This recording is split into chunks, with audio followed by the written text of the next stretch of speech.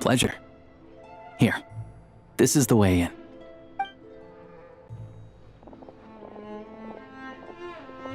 Please present yourself for a routine inspection in accordance with theater regulations. Thank you.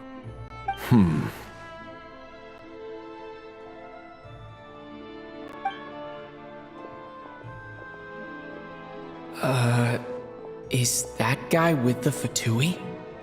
Looks like he's waiting for something. Okay, all done. Thank you for your cooperation. Please proceed through to the theater.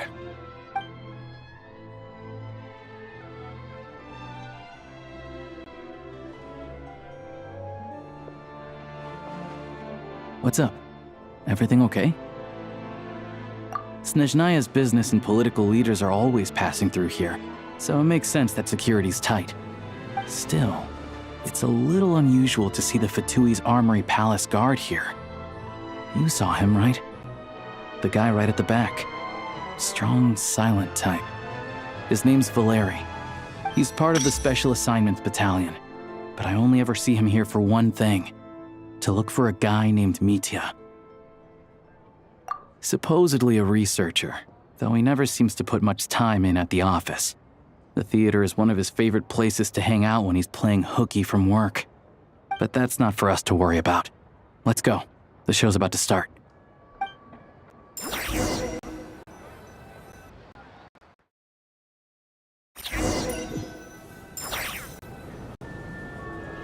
What do you think? Pretty impressive, huh?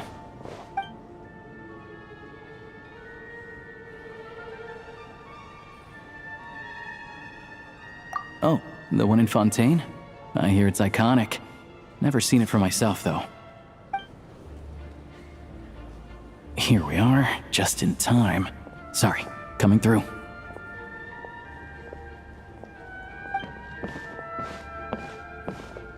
Ugh. If you're gonna show up late, keep your mouth shut. What's his problem? Whatever. No point arguing with people like that. Look, there she is. That's who I'm introducing you to later. She's the lead singer of the troupe, Vodyanitsa.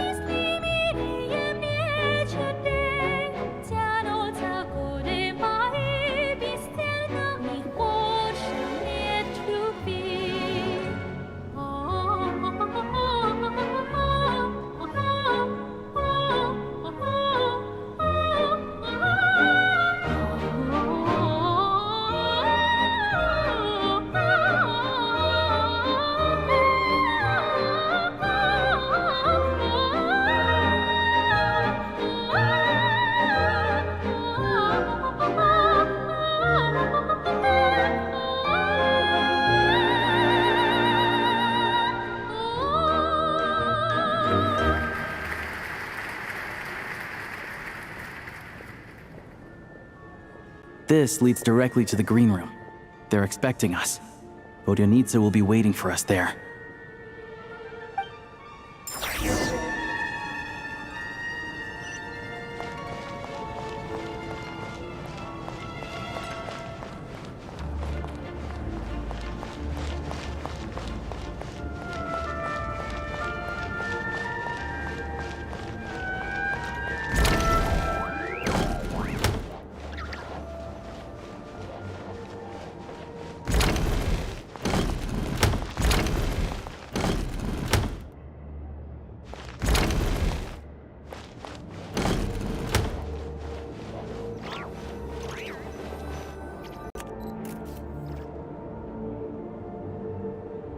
Hey there, excuse me.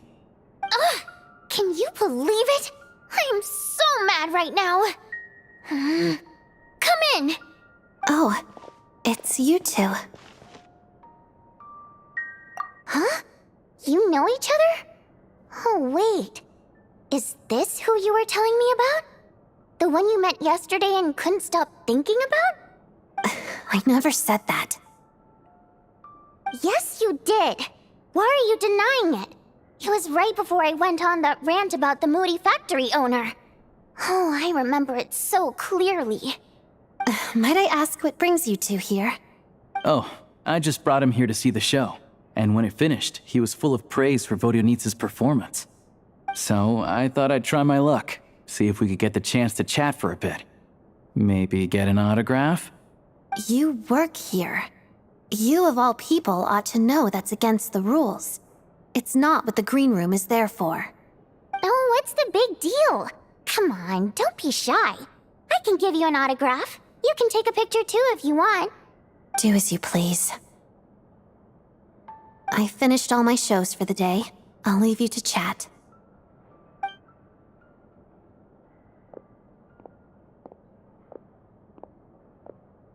I wasn't making that stuff up, you know. Odette's just too proud to admit it. She thinks very highly of you, and so do I. You did the right thing in Svietloladovka. We're good. Odette's out of earshot. I'll lock the door. Confidentiality, of course. The Rokat is very strict on that. Whoa, Alosha! Not out loud! Not with an outsider here. Relax, I've taken care of it. Look at this. The President's reply sent this morning. Wait, so he's been approved to join? You told me last night that you wanted to get intel from the Rokat. Unfortunately, Rokat intel is only available to members. But ever since you set foot in Snezhnaya, we've been working together. I've seen the way you work, your character, and your motives. Everything about you is perfectly in alignment with what we're trying to achieve in the Rokat.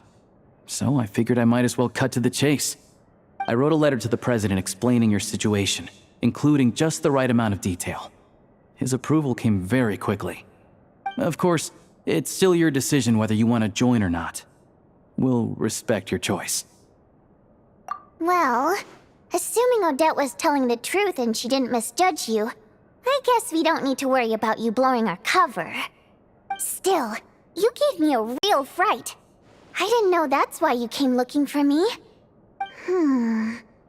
So, that stuff you said about admiring my performance, was that just because Odette was here? Did you actually mean it? Now you're talking. That's what I like to hear. Anyway, let me give you a quick rundown of how things work. Like I said, the Rokat is a covert organization, and we hide our identities. Members typically don't meet in person or even know each other's identities. This helps us maintain a high level of independence and secrecy. Because of this, members are basically free to decide their methods without constraints, so long as the outcome of any activity doesn't violate the organization's principles. After all, we don't have any ostensible contact with each other. This way, if anything goes wrong, no one else will be implicated. Beyond the freedom to choose how you operate, it's also your choice whether to act at all. We have plenty of members who have yet to take any action. In short, joining the Rokat in and of itself won't place any restrictions on your activity in Snezhnaya. There's a code of conduct you can read if it interests you. But basically, as long as you don't plan on using your anonymity to go around doing evil, you'll be fine. I tried reading it 5 or 6 times. Never made it all the way through. Even the most lackluster script makes for more interesting reading. Great. Then I'll go grab an official application form. Be right back.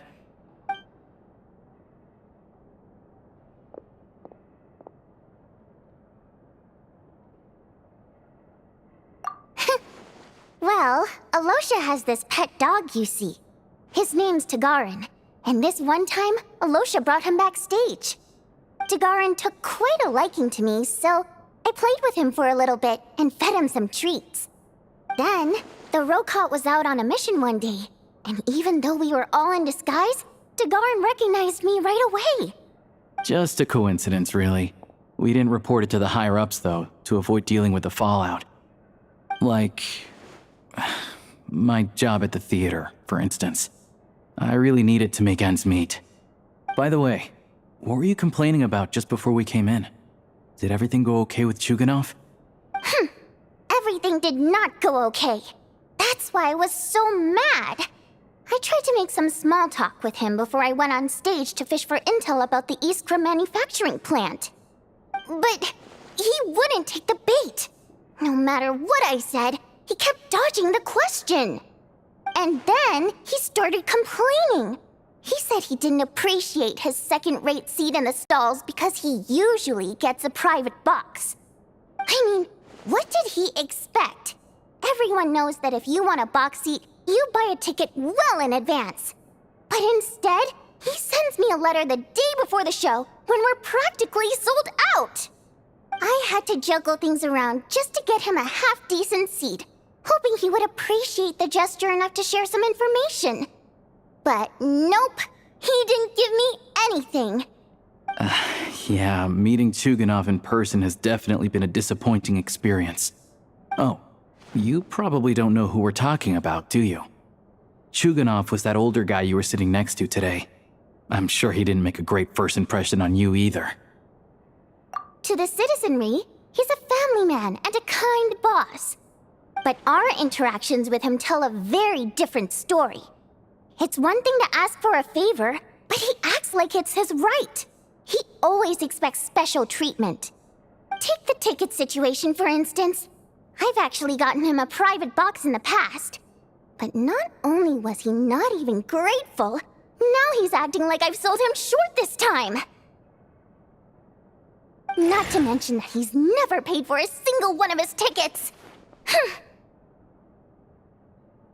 And another thing, if he's such a big family man, why doesn't he bring his wife and daughter to see the show once in a while? I've never seen them here, not even once. Calm down, Vodyanitsa. If you won't do it the easy way, we'll have to try the hard way. But first things first. Here's your application form. Go ahead and fill it out.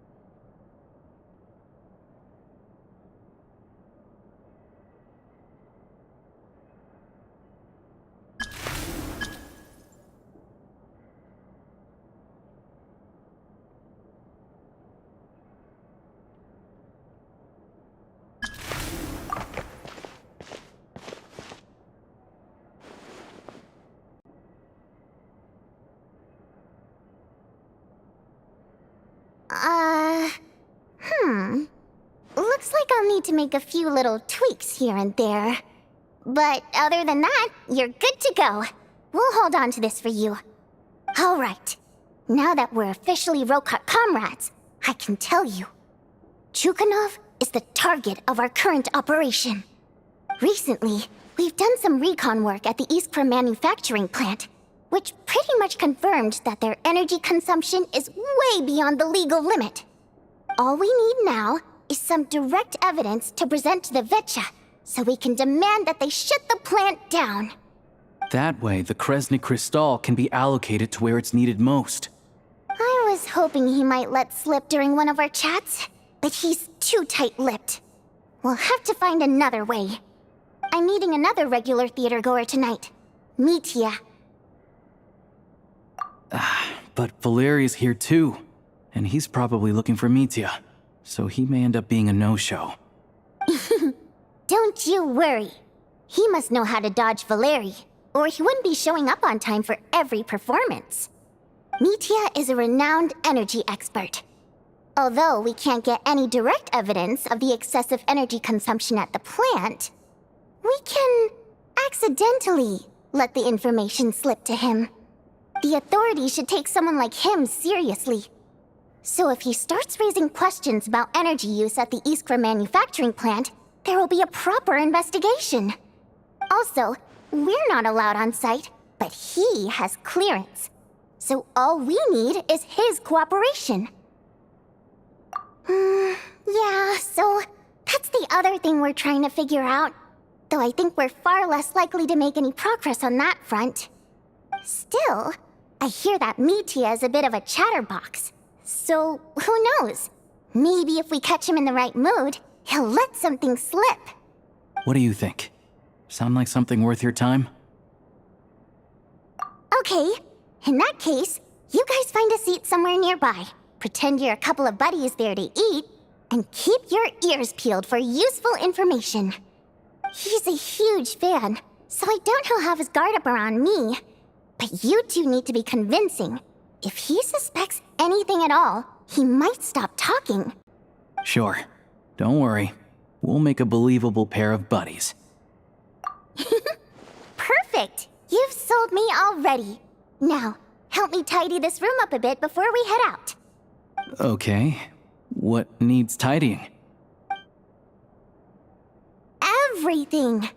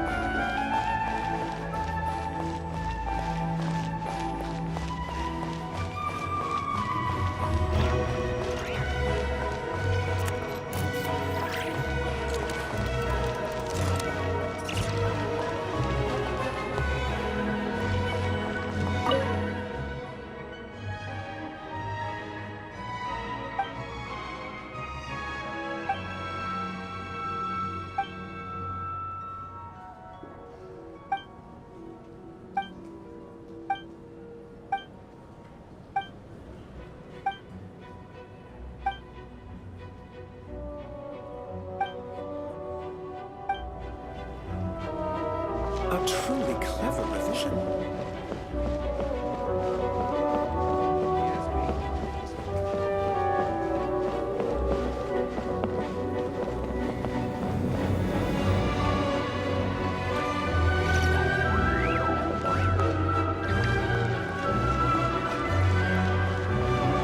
I just don't get what's so great about opera.